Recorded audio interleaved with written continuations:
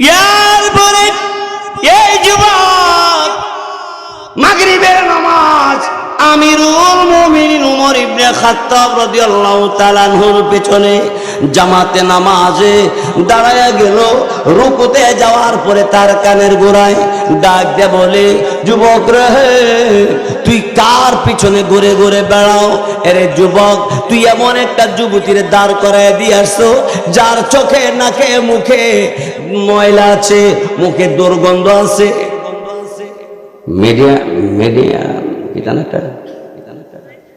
মেডিন plus কিতা যেন একটা আছে, এরপরে মেডি প্লাস, তারপরে ডিএস, এরপরে আরো কত জাতের ব্রাশ আছে, হ্যাঁ কুলগেট, এইটাতে নাম হারাইলে মুহুর ভিতরে মনে হয় টাট্টি তিনটা বয়ে রাখছে, ডলতে হয়। তাহলে মুখও দুর্গন্ধ, নাকেও মহিলা, কানও মহিলা, তুই ইটার কিছু বরস্কিল লেগা কত সুন্দরী নারী তোর লাগিয়ে রাখছি আমি আল্লাহ। জোরে কোন আল্লাহু আকবার। যুবক ডাক দিয়ে বলে, এই যুবতী, আমি নামাজ পড়তে গেলে তুই তো যাবি না। না যাইতাম না, দাঁড়িয়ে আছে মুসলমান নারী, অপেক্ষা করতে আছে। এবার যুবক আমিরুল মুমিনিন ওমর ফারুক রাদিয়াল্লাহু তাআলা আনহুর পেছনে জামাতের সাথে মাগরিবের নামাজে দাঁড়িয়ে আছে। নামাজের ভিতরে তার কানের গোড়ায় ডাক দিয়ে বলে, আর যাস না, আর ঘুরিস না, তোর জন্য অনন্তকালের জান্নাত তোর জন্য রেডি করা আছে। ঈমান মজবুত করো, নেক আমল করতে থাকো, কারণ পৃথিবী থাকার জায়গা না। পৃথিবী বাল তুসিরুনাল হায়াতাদ দুনিয়া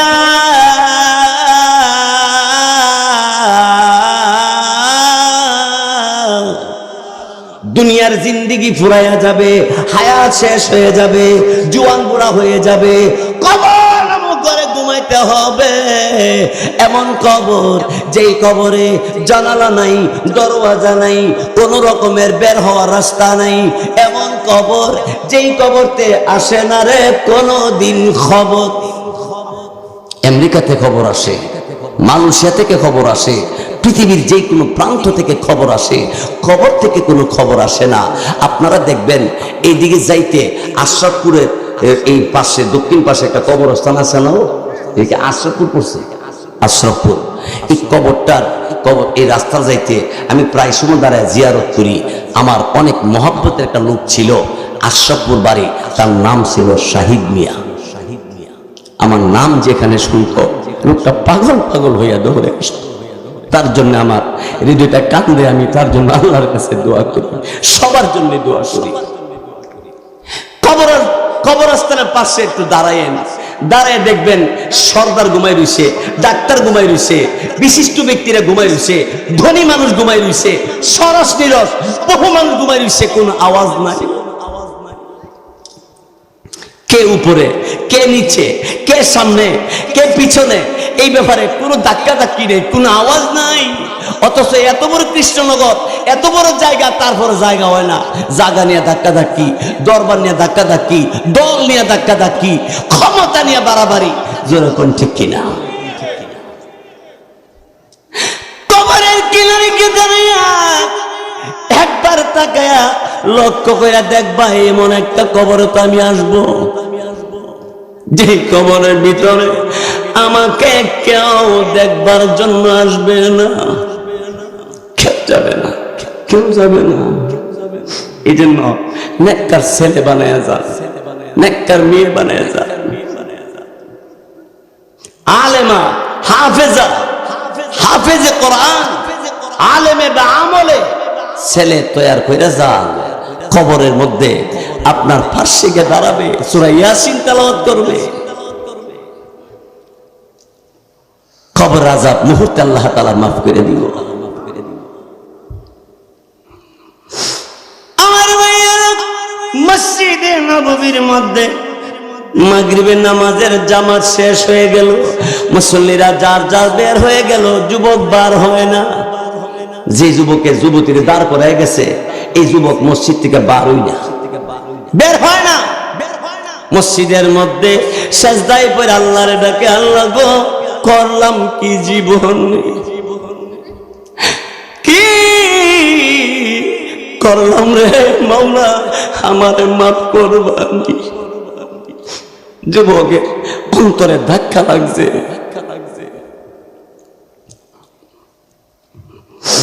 কয়েকজন মুসল্লি আমিরুল মুমিনিনকে ডাক দিয়ে বললেন, আমিরুল মুমিনিন, আমাদের এই মসজিদে কত মুসল্লি নামাজ পড়ে চলে যায়, কিন্তু আমরা কোনোদিন এমন একজন যুবক মুসল্লি হিসাবে তাকে দেখি নাই। আজকে দেখলাম নামাজ পড়লো, কিন্তু নামাজের পরে আমরা তাকে দেখি ওগো আমিরুল মুমিনিন শুধু কান্দে আর কান্দে, সেজদায় পড়ে কান্দে আর বলে, মাওলা গো জিন্দেগিতে আর কোনোদিন আমি গুনাহ করব না।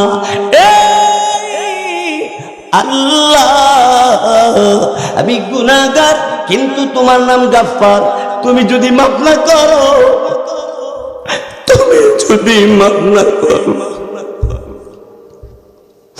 আল্লাহ আমার কে মাফ করবে? আল্লাহ আমার কে মাফ করব? মুসল্লিরে আমিরুল মুমিনিনকে ডাক দিয়ে বললেন, আমিরুল মুমিনিন, এমন একজন যুবক সেজদায় পড়ে মসজিদে নববীতে কান্দে, সে বলে গুনাহগার আর গাফফার আল্লাহকে ডাইকা কো, আল্লাহ আমার জীবনে করলাম কি, আমার তুমি মাফ করবানি। আমিরুল মুমিনিন ওমর ইবনে খাত্তাব রাদিয়াল্লাহু তাআলা মসজিদে নববীর ভিতরে ঢুকলেন, যুবককে ডাক দিয়ে বলে, যুবক কি ব্যাপার? সমস্ত ইতিহাস, যুবকের জিন্দেগির ইতিহাস আমিরুল মুমিনিনের কাছে ধৈর্য তুলল। আমিরুল মুমিনিন ওমর ফারুক রাদিয়াল্লাহু তাআলা বলল, জীবনে এত গুনাহ করেছিস, আজকে কি নিয়ত করেছিস? যুবক তখন ডাক দিয়ে বললেন, আমিরুল মুমিনিন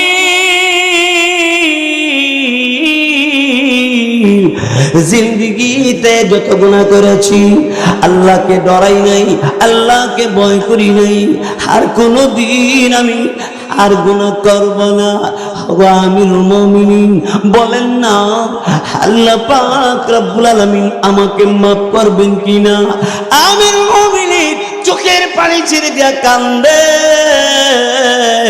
যুবক কান্দে, অন্যান্য মুসল্লিরা কান্দে।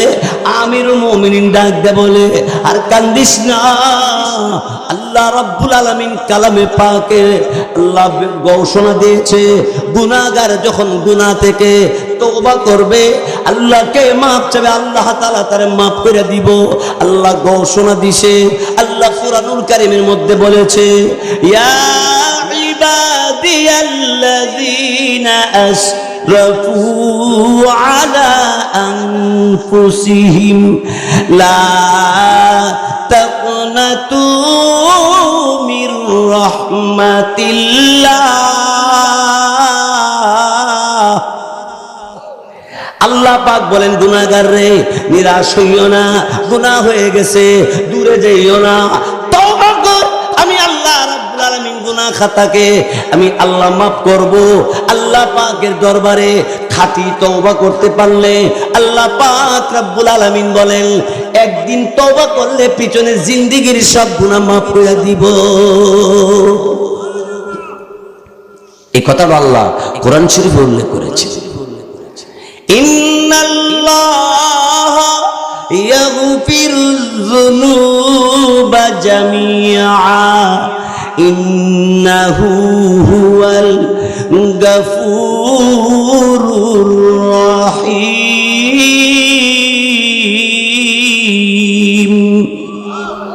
আল্লাহ পাক বলেন, জামিআ সব গুনাহ, আল্লাহর কাছে যত গুনাহ হইছে সব গুনাহ আল্লাহ মাফ করে দিব। সুবহানাল্লাহ। আমিরুল মুমিনিন ডাক দেখো, যুবক,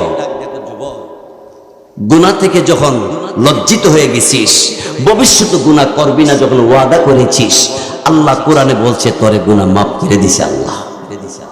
কারণ এইভাবে তওবা করলে আল্লাহ মাফ করে দিব, যেহেতু কোরআনে আছে, আমি ধারণা করি তোর গুনাহ আল্লাহ মাফ করে দিছে।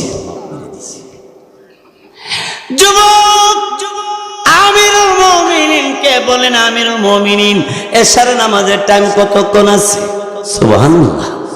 আগে নামাজ পড়তো না, এখন তবলিগে 3 দিন সময় লাগাইছে, এখন 5 ওয়াক্ত পড়ে।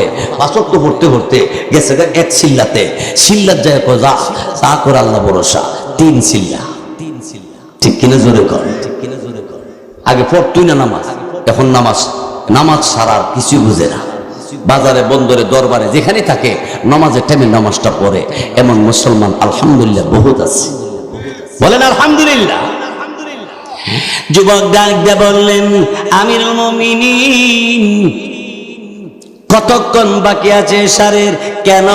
যুবতীরে দাঁড় করে দিয়ে আসছি। ওই যে দাঁড় করে দিয়েছিল, মনে আছে? অন্যান্য সাহাবীরা ডাক দেখো, আরে যুবতীরে দাঁড় করে দিয়েছিলি মহিলা, এখনো আছে তুই মনে করস? মুসলমান কইছে আর থাকবো কইছে, কিন্তু আমি যতক্ষণ না যাব অতক্ষণ অপেক্ষা করব কইছে। মুসলমান কথা লড়ে না, এটা পরীক্ষা করবো। আর আমি জীবনে যে গুনাহ করছি তা থেকে আল্লাহর কাছে মাপ চামু, মাপ চাইছি, আরো মাপ চামু, একটু পরীক্ষা করে দেখতেই তো মহিলা আছে না নাই। যুবক দৌড়াইয়া যাইতে আরম্ভ করে, গিয়ে দেখে যুবতী দাঁড়িয়ে আছে। যুবতী খারে রইছে, গুনাহ করত না? মুসলমান যে যা বলে তা সীমা লঙ্ঘন করে না, এইটা প্রমাণ করত। যুবতী দাঁড়িয়ে রইছে, যুবক আস্তে করে কাছে গেছে।